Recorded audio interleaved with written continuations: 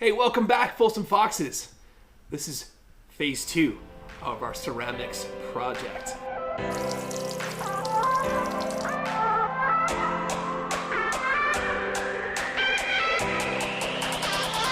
Alright, by now you should have already formed your clay, sent it off to school, it's been fired, and you've gotten it back.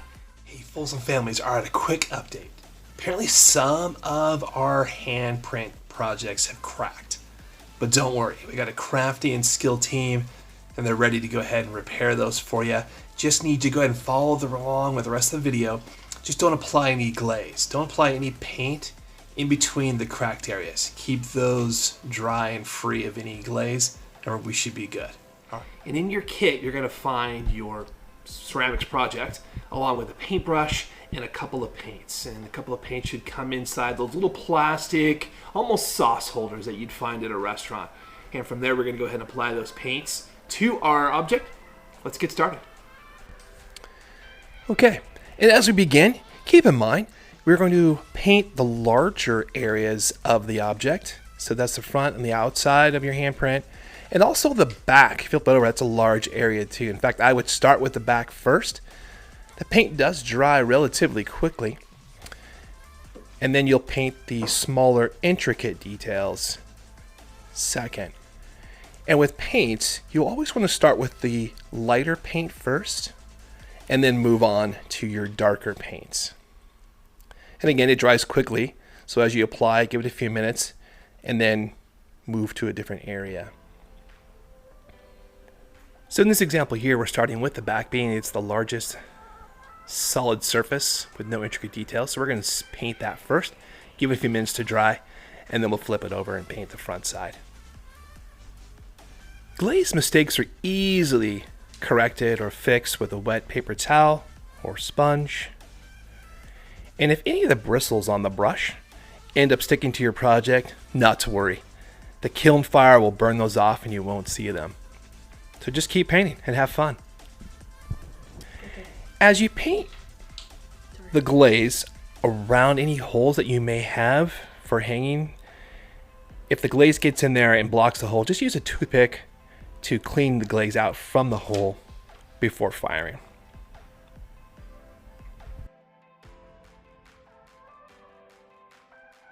Alright, so the backside has now had its first coat. We're going to let it sit for a few minutes and dry, and you'll see that the brush is clearly coated in that first, and so is my child's hands.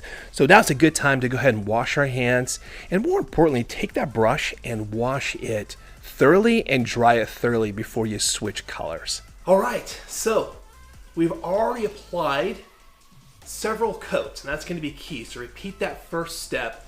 After the paint dries, apply another coat. Ideally, 3 coats would be your goal.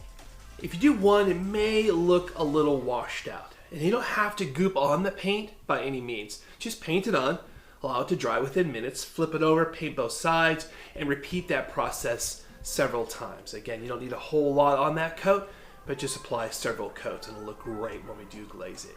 And in between, what I've done for her piece is don't forget to take that toothpick, and if you want the holes to get in there and clear those out with a tool toothpick, just get them in there, a little bit of paint, and clean them out. It's gonna be perfect. I did it on both sides as well, and then we're ready to go.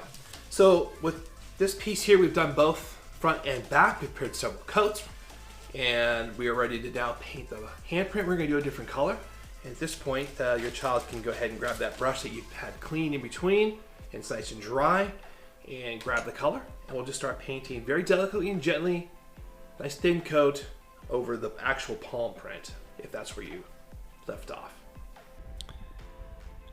Alright, so she's finished painting her first layer, and she's going to go ahead and take the toothpick and then trace out her name on the craft, just making sure that the name is legible.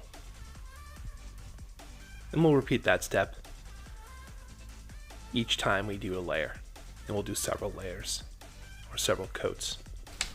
Okay, so the first layer of paint is dry. We're going to go ahead and apply several more coats, and in between we're going to go ahead and use that toothpick and just etch out the name so it's nice and clear and the paint doesn't fill it in too much. Other than that, let it dry, get it back to school. We'll fire it up and it's going to look amazing. Enjoy!